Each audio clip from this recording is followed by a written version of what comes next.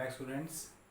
So now we are dealing with the elastic collision when the two objects are there and that two objects move in two different direction. So the elastic collision will be in 2D. Okay.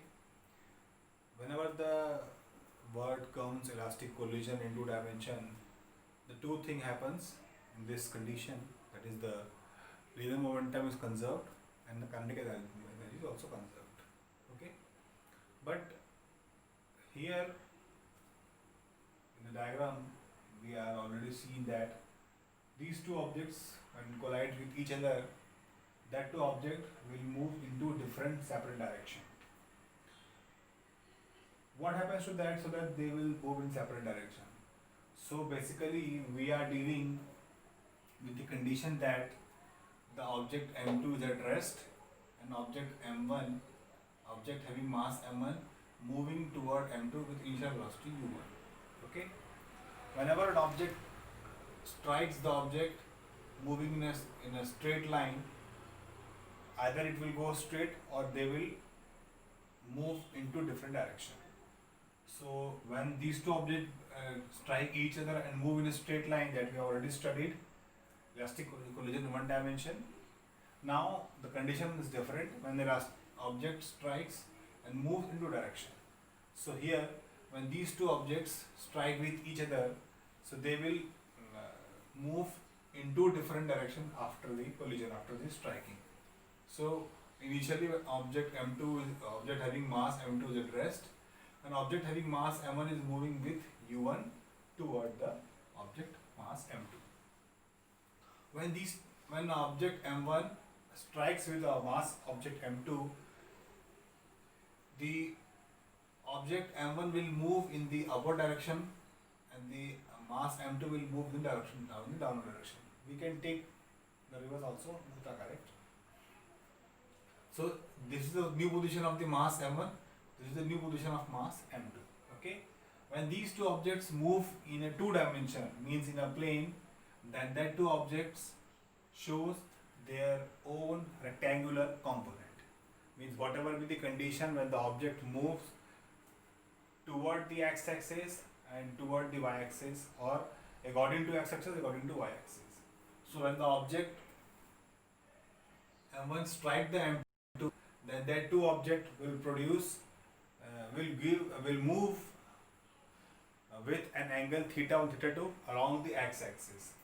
So theta 1 will be given by your mass M1 and theta 2 will be given by your mass M2. And the rectangular component of mass M1 are V1 cos theta 1 along x-axis and V1 sin theta 1 along y-axis.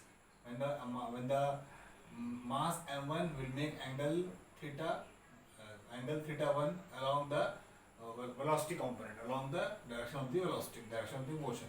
Similarly, the mass M2 having an angle theta 2, the rectangular component will be V2 cos theta 2 and V2 sin theta 2 when it moves along the direction of V2. So these are the components generally we come to know that whenever it occurs. But the situation is that what will be its kinetic energy, what will be its linear momentum. So again we are applying the principle of conservation of linear momentum. But before that I have described here that M1 is showing M1 cos theta 1 and M2 is showing M2 cos theta 2 along x-axis. Similarly, M1 is showing M1 cos M1 sin theta 1 and M2 is showing M2 V2 sin theta 2 along y-axis. These two are opposite to each other, so one will take it automatically negative. Okay, in the later on we will discuss. So applying the principle of conservation of linear momentum, here the object mass M2 is at rest, so I have eliminated the term. So the equation will become your M1 U1 equals to M1 V1 cos theta 1 plus M2 V2 cos theta 2. यहाँ पर M1 M2 plus U2 होता है लेकिन 0 होने के कारण मैंने इसको हटा दिया है. So this will be the principle of conservation of linear momentum along x-axis.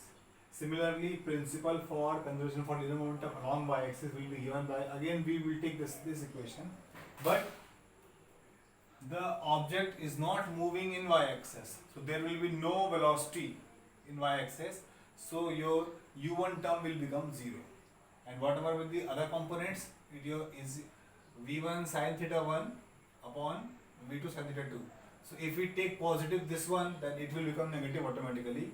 So the rectangular component of m1 along y-axis will be given by your m1 v1 sin theta 1, and m2 will be given by your minus of m2 v2 sin theta 2. So this will become your minus of m2 v2 sin theta 2. From here also we can say that these two components are equal to each other.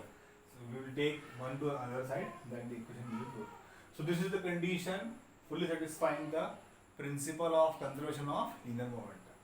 Now what happens to the kinetic energy? Though the kinetic energy is conserved when the object strikes the second object, the kinetic energy is distributed to both the particles, so that both the particles will moving in the velocity v1 and v2, and that to the rectangular component, and reaches the same point after interval of time. So the kinetic energy is conserved means the kinetic energy before collision will be is equal to kinetic energy after collision. So your 1 by 2 m1 u1 square equals to your 1 by 2 m1 v1 square plus m2 v2 square. Okay. Now here, though you all are doing very well, I have skipped the two points. Cos square theta 1 plus sin square theta 1 is equals to your 1. Similarly, cos square theta 2 plus sin square theta 2 equals to 1. So if we go through this component in a deep manner, it will be 1 by 2 m1 v1 cos square theta 1 plus m2 m1 v1 square sin theta 1. Then we will take sin theta cos theta sin theta cos theta inside, and we will take m1 v1 outside. So the equation will become like this.